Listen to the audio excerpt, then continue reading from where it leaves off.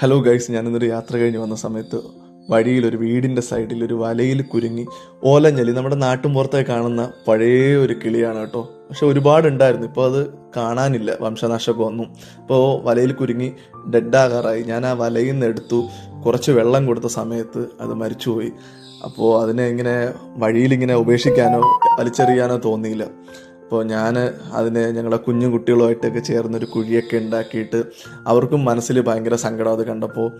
അപ്പോൾ ഞങ്ങളെല്ലാവരും കൂടെ ചേർന്നൊരു കുഴിയൊക്കെ കുത്തി അതിനെ മൂടി കേട്ടോ. അപ്പോൾ ഒരു കുഞ്ഞു മോനാണെങ്കിൽ എൻ്റെ കയ്യിലൊരു കുരിശൊക്കെ ഉണ്ടായിക്കൊണ്ട് വന്നു.